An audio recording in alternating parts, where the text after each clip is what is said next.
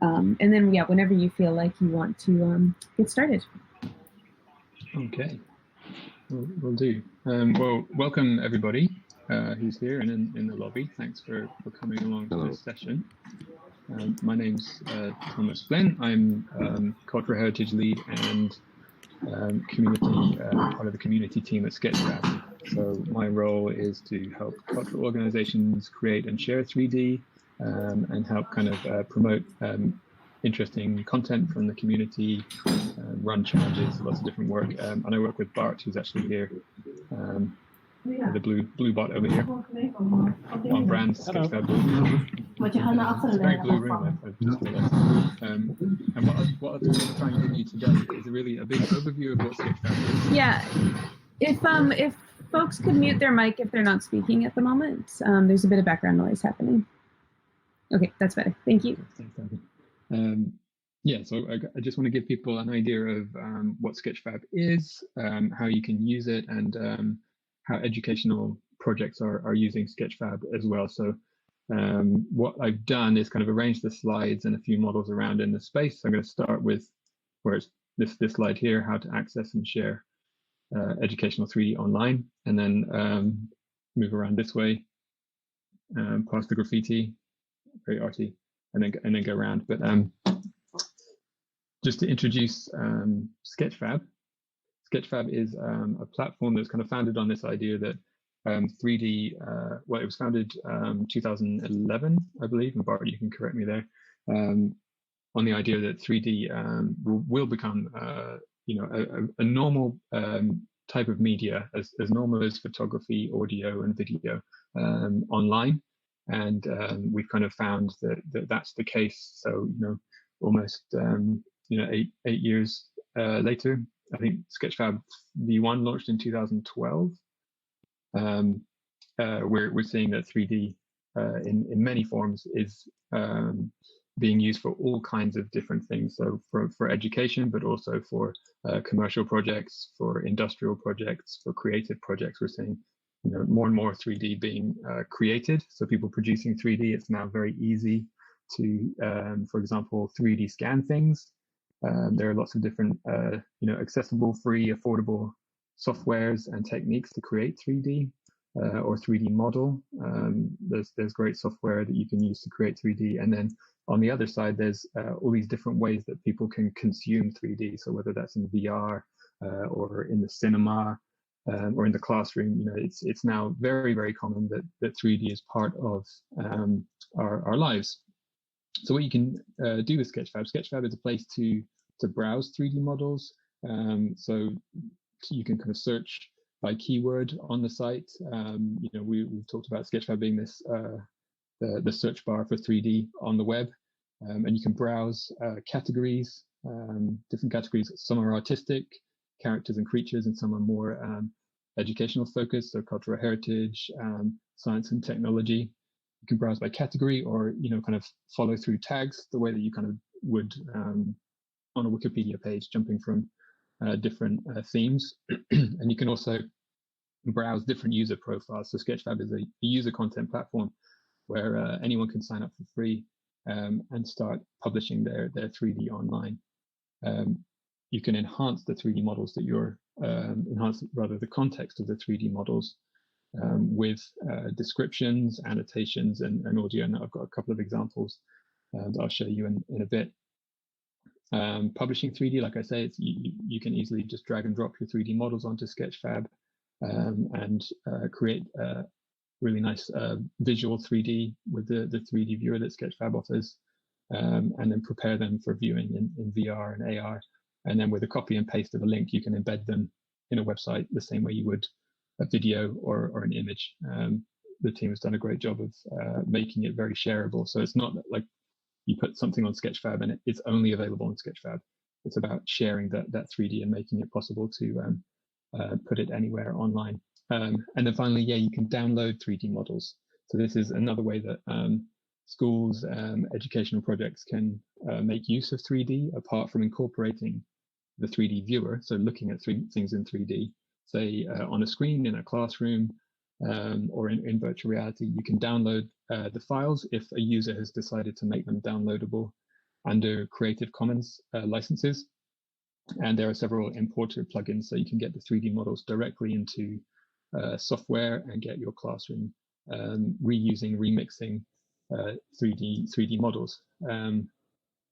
The 3D models that I've kind of copied and pasted into the room. Let's see, actually, I think I've got a 3D model that I can, just to show you kind of how it works.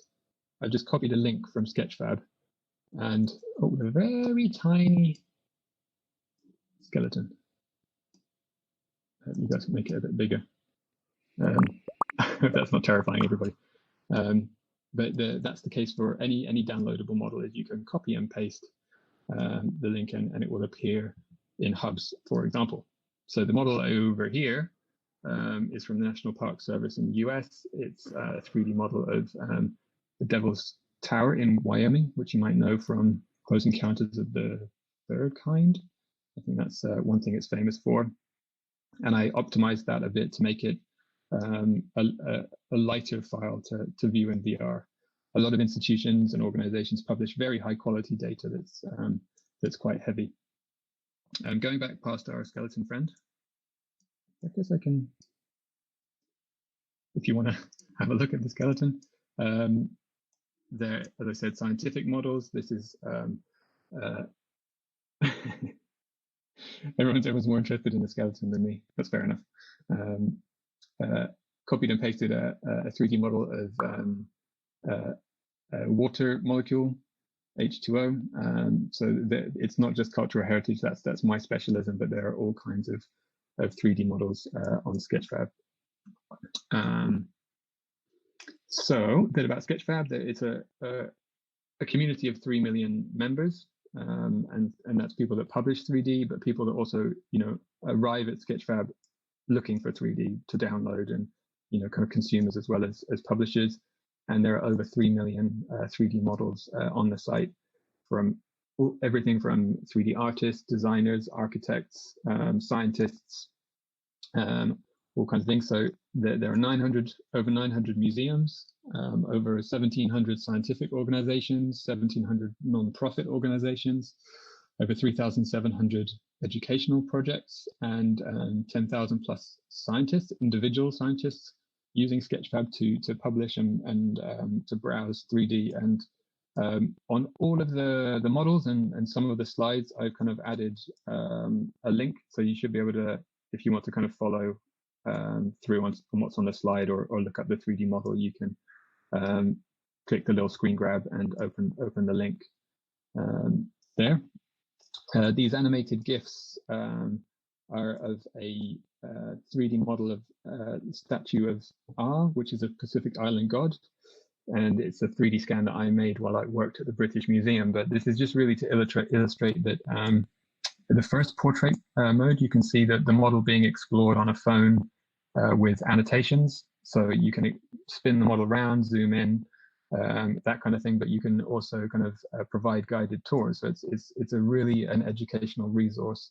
I think, not sure if this model from the British Museum has an audio description as well, but quite a few of them do as well. So it's putting the kind of story of the object and the context of the object at the front, so that you're not just given a 3D model that you can't do anything with or learn from. So there's plenty of those across all kind of educational subjects. That same model can be viewed in VR. So there's a quick screen grab of me looking at the model in a Google Cardboard. And then this was in the Sketchfab New York office, looking at it in augmented reality with the Sketchfab app. So there are different ways that people can interact with 3D as a medium that might be easier for different people. This big model is a statue, a colossal bust of Ramesses II from the British Museum. In here because it's kind of cool. I don't know if there's any way that I can kind of point at things, or maybe I can do some drawing. Let's see. This top image is kind of just to give you an idea of Sketchfab. It's my profile. You can see the 3D models that I've published. There's a follow button So if this was an educational project or something you wanted to get updates from whenever they publish a new 3D model, you can follow people, leave comments, likes. Again, there's just kind of this example of a search for Roman pottery, but it could be, you could be searching for the solar system. You could be searching for polyhedra for your maths lesson. You really can find all kinds of things on Sketchfab. Not only can you kind of follow people, the top screen grab here shows that somebody's made a collection of 3D models. So you can kind of curate your own collection, your sub-collection of 3D models from what's on Sketchfab. So this might be a great way to create 3D models that support a particular lesson plan or syllabus. Very easy to do.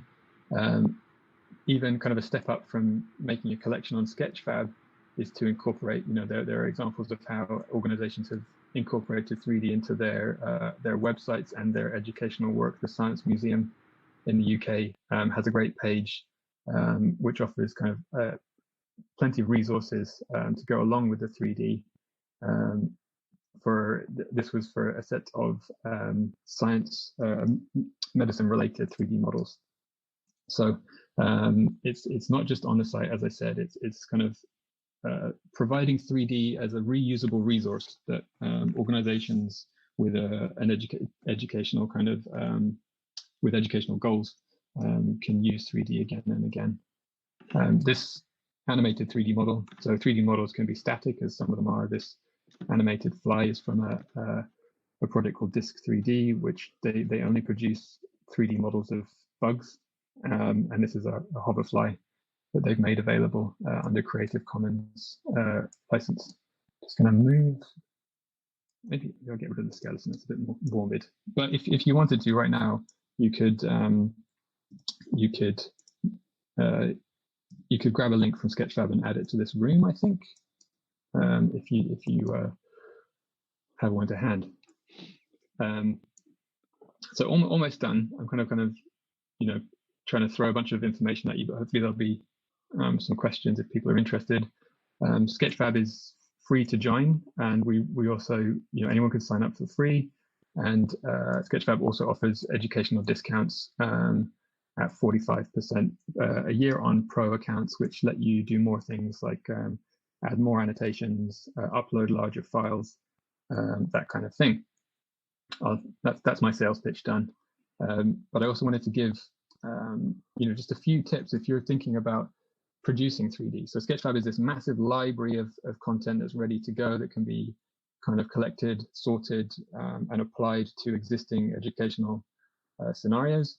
But if your project or kind of school or class is thinking about creating 3D as a part of a semester or lesson plan, there are a few things that I think are worth thinking about. Is firstly just researching the audience, thoroughly, like what's the need for 3D and what format, what kind of content do they want? Really researching and planning around your audience, and then creating that relevant 3D content, but also optimizing it. I think the more optimized a 3D model is, the more use cases it can have at the very high resolution end. That's probably really good for academic research, very detailed measurements of a 3D object. But that same data won't be so useful if you're working with school children who are, perhaps 5 or 10 and trying to just simply interact with an object in VR or AR or in a piece of software. Creating guides, just like the Science Museum did, that's a great plus. It's one thing to publish 3D, but it's another to kind of explain how it can help people achieve their educational goals, and then promote your work as well. I think that's a really big one. If you want not just your own educational project to use your 3D, but you want other people around the world, when you publish something online, that's the great thing about Sketchfab. It connects this 3D data with an online community from all over the world to promote what you're doing and tell people, okay, this is a bunch of 3D models that we've made available that explains this particular subject or topic. And then finally, all I've done is just grab some quotes from articles on the Sketchfab blog from educational projects, and what people think about using Sketchfab. And I think that there's some really nice kind of anecdotal evidence of the power of 3D when you start applying it to classes, and especially letting people create 3D. Or even remix. You don't have to be a 3D artist. You don't have to start from scratch. You can download some models from Sketchfab, begin remixing them, and kind of using it as a task. There's a really nice, if I start from the top of these quotes, Edward Gonzalez from the Bakersfield City School District, he kind of has 3D creation as part of a, how would you say it, like a presentation project. The students in his class creating 3D, but then using it, they have to write a description of it and then present it to the class. So it's kind of an interesting technological element that then other, I guess, more regular educational work can be done around. Ewan McLeod from Te Papa's Hinatore Learning Lab. That's a really interesting project. One of the things I like that they do there, they produce 3D models from scratch, but also they've had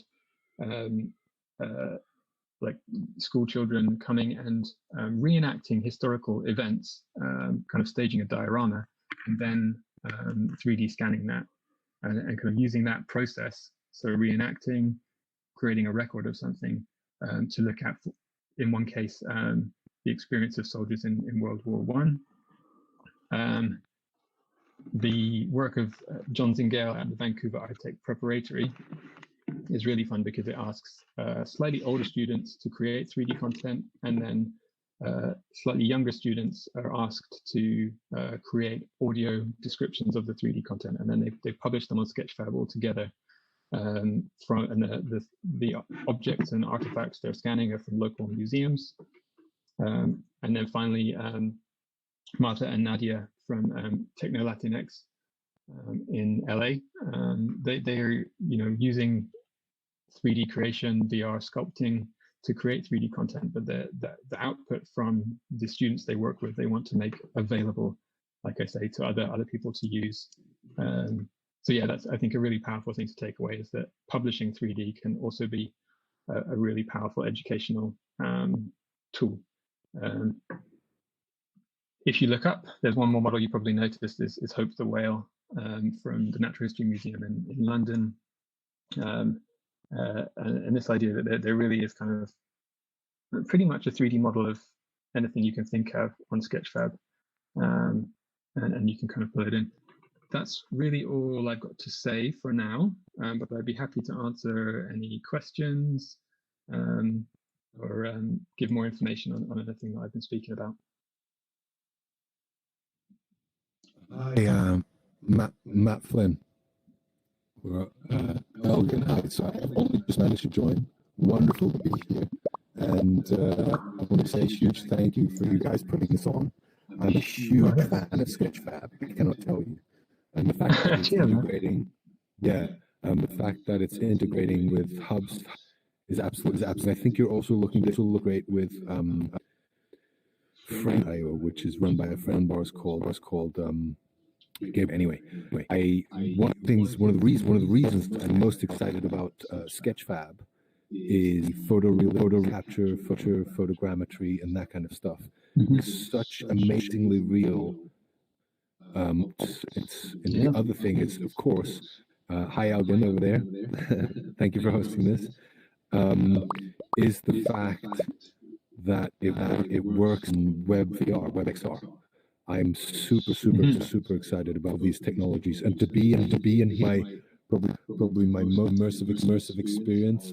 Hubs or the most interactive display I've seen of it. To see running on the web, I cannot tell you how excited I am. Thank you so much. Brilliant. Yeah. Oh, you're welcome. Yeah, I love that idea of like I say, Sketchfab as a library for content, but then really integrating with other services has been a big goal of the team at Sketchfab. So being able to, connect hubs and Sketchfab just makes sense, Absolutely. I think, and that will just kind of continue as other services develop, I think. I have a question. I don't want a conversation here. I know I've only just jumped in, and other people, I'm sure, will have questions. But the easiest way to capture stuff and bring it in for somebody starting out. Sorry, can you say that again? Yeah.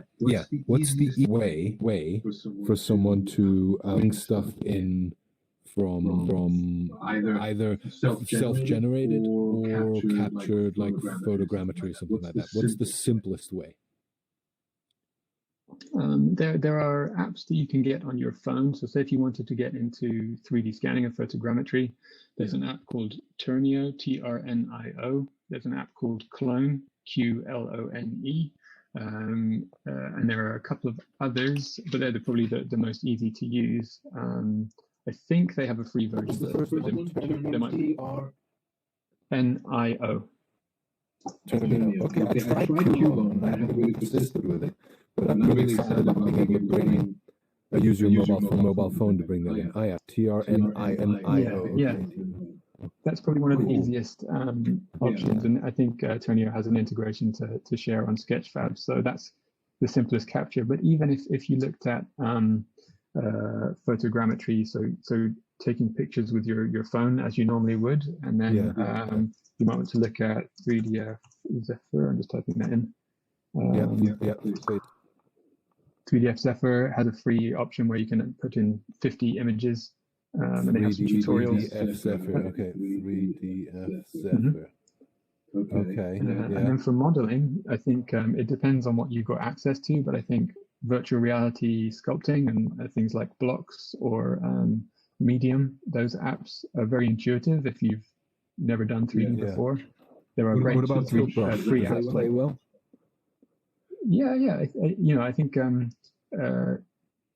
it depends on what you're creating. There's always kind of things that will be supported on one creation platform and that Sketchfab won't necessarily support. But there are plenty. If you search for a brush on Sketchfab, you'll find lots and lots of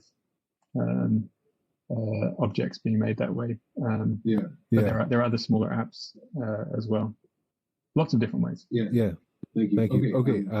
Thank you for that. Anyone else got questions? Yes. Hey, Diego. Go ahead. Hello, Thomas.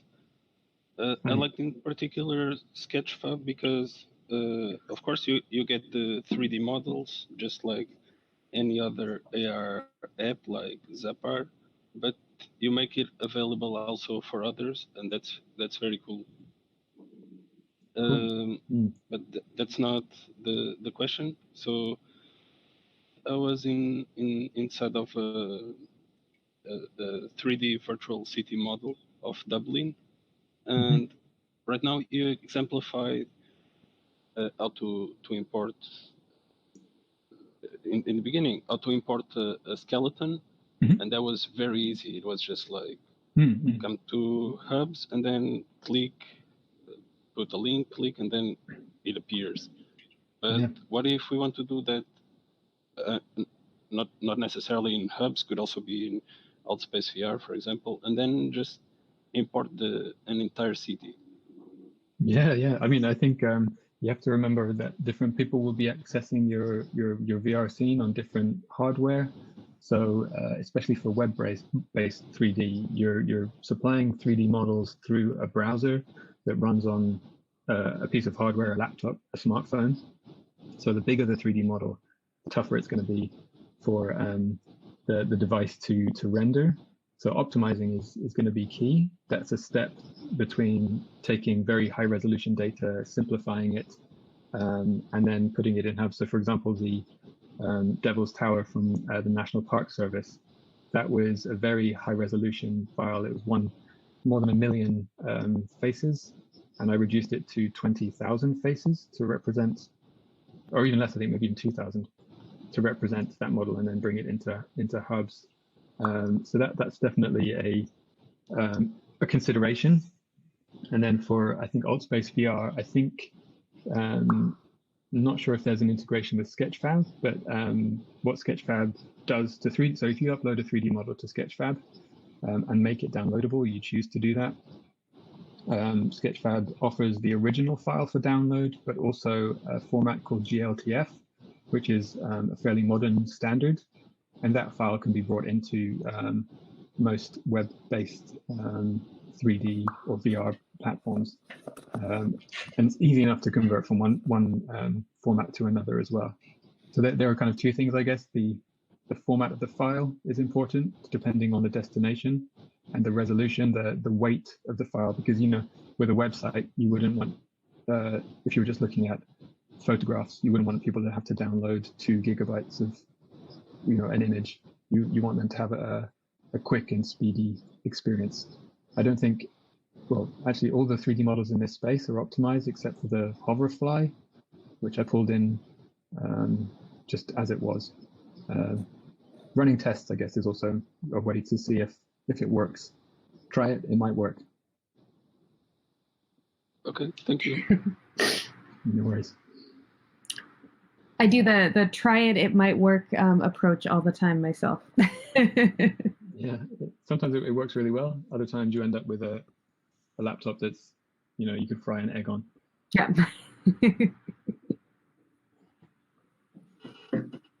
Cool.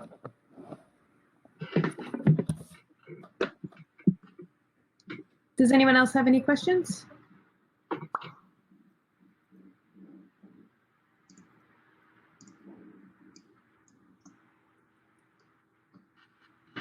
Okay. All right. Well, then I'm going to stop the recording. So thank you so much, Thomas, for sharing that with us. You're welcome. Thank you for having me. It was a really fun experience.